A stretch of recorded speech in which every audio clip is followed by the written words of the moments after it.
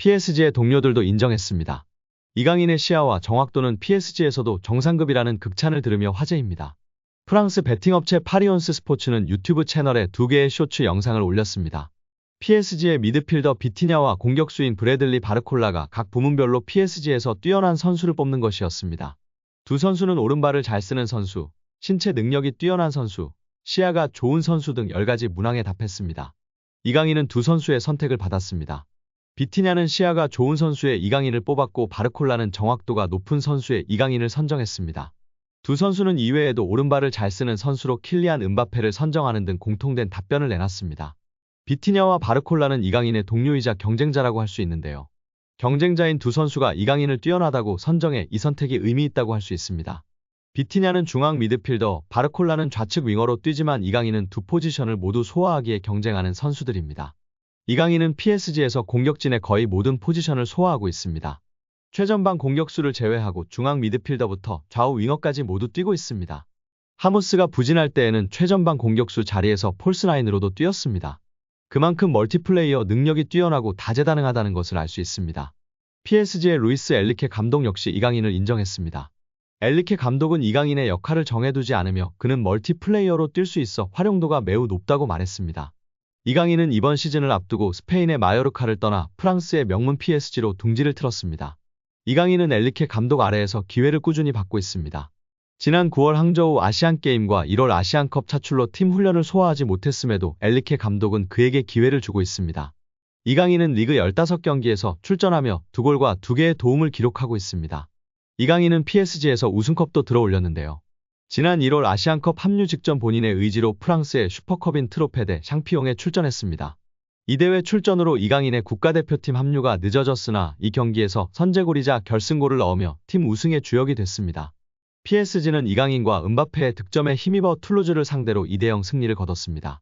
이강인의 강점은 볼키핑과 창의적인 플레이입니다. 비티냐와 바르콜라가 꼽은 것처럼 시야가 넓고 패스나 슈팅 정확도가 매우 높습니다. 이강인은 중앙과 측면을 넘나들며 공격의 창의성을 불어넣었고 PSG에서도 활약은 계속되고 있습니다. 하지만 PSG에서 주전 경쟁은 치열한데요. 비티냐와 바르콜라 역시 동료이자 경쟁자입니다. 이강인의 위치가 정해지지 않았기에 포지션이 다른 두 선수들이 경쟁자가 됐습니다. 비티냐는 이번 시즌 1군 데뷔 후 최고의 활약을 보이고 있습니다. 중앙 미드필더임에도 리그 24경기에서 6골과 4개의 도움을 기록하고 있습니다. 그는 이강인과 마찬가지로 시야와 패스가 뛰어나며 프리킥을 전담할 정도로 킥 능력도 좋다는 평가입니다. 바르콜라는 시야가 좋은 선수로 비티냐를 택했습니다. 바르콜라는 이강인, 비티냐와 스타일이 다른데요. 그는 윙어로 빠른 스피드를 바탕으로 한 측면 플레이에 능숙합니다. 결정력에 있어서는 아쉬운 모습이지만 측면에서의 파괴력과 직선적인 팀 동료들에게 시야와 정확성이라는 정말 중요한 능력을 인정받은 이강인 선수인데요. 부상 없이 맹활약하며 행복 축구하길 기대하고 응원하겠습니다. 여기에 엘리케 감독의 무한 로테이션에 대해서 우려 섞인 시선이 많은데요.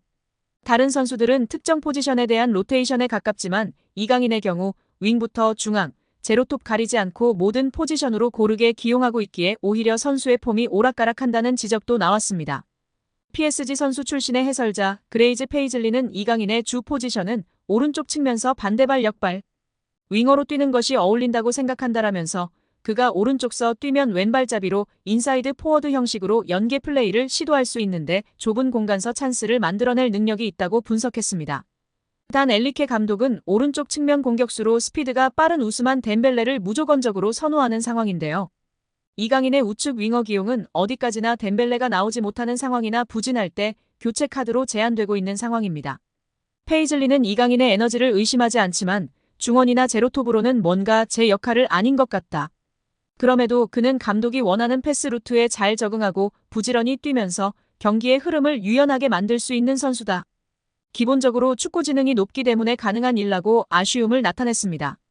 엘리케의 이강인 시프트에 대해 페이즐리는 뛰어난 선수로 축구 지능에 다양한 재능을 가지고 있기에 여러 포지션으로 기용되는 것이다. 그러나 장기적으로는 선수 본인에도 좋지 않은 부분이다. 좋은 퍼포먼스를 꾸준히 보이려면 선수가 특정 포지션에 정착해야 한다라고 목소리를 높였습니다. 루이스 엘리케 파리 생제르맹 감독은 주전 명단에 대해서 다시 한번 생각해볼 필요가 있어 보입니다. PSG는 27일 독일 뮌헨의 알리안츠 아레나에서 열린 바이에른 뮌헨과의 챔스 페이즈 5라운드 경기에서 0대1로 패배했습니다. PSG는 전체 25위까지 추락하면서 16강 플레이오프 진출마저도 비상이 걸렸습니다. 이날 패배의 원흉은 우스망 덴벨레였습니다. 엘리케 감독은 바이에른의 높은 수비 라인을 역으로 공략하기 위해 덴벨레와 브래들리, 바르콜라를 최전방에 배치했습니다. 아이디어는 좋았지만 선수들의 경기력이 뒷받침되지 못했는데요. 특히 덴벨레는 너무 심각했습니다. 전반전에 몇 차례 PSG가 득점 기회를 덴벨레에게 제공했지만 그때마다 덴벨레는 늦은 판단과 아쉬운 슈팅으로 찬스를 허비했습니다. 주심에게 항의하다가 경고를 받았던 덴벨레는 후반 11분 알폰소 데이비스를 향한 불필요한 태클로 경고 누적 퇴장까지 당했습니다. 1대0으로 끝난 승부였기에 최소한 덴벨레가 퇴장이라도 당하지 않았다면 PSG도 결과를 바꿀 수 있었을 것입니다. 덴벨레의 저조한 경기력은 오늘 내일의 문제가 아닌데요. 이번 시즌 리그에서는 매우 뛰어난 활약을 보여주고 있지만 UCL만 나서면 범인으로 전락하고 있습니다. 이번 시즌 UCL 4경기에 선발로 출장했지만 단 1도움이 전부입니다. 난사 기질도 심각합니다. 무려 21번의 슈팅을 시도했는데 1골도 넣지 못했습니다.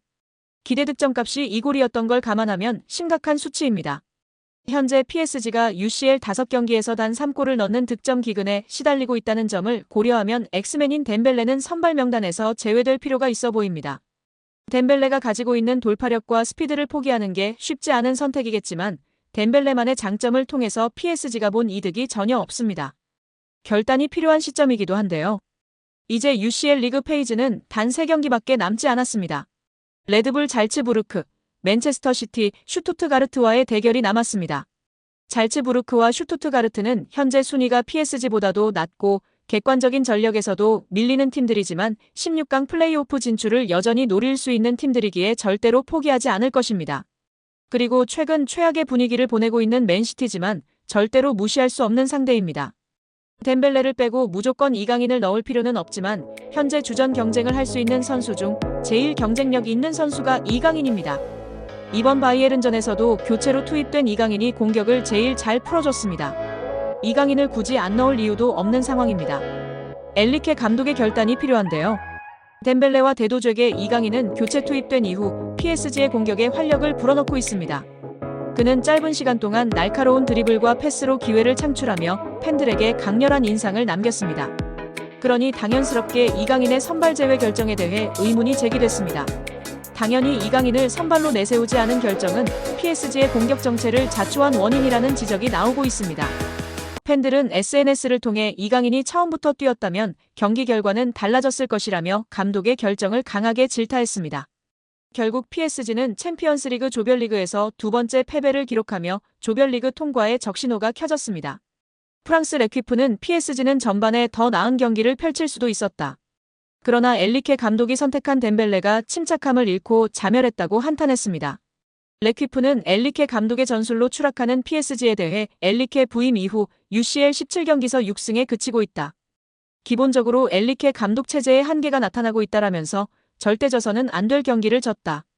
남은 3경기서 2승을 거둬야 하지만 경기력이 최악이다. 이제 PSG는 유럽 무대에서 존재감이 없는 팀이라고 질타했습니다.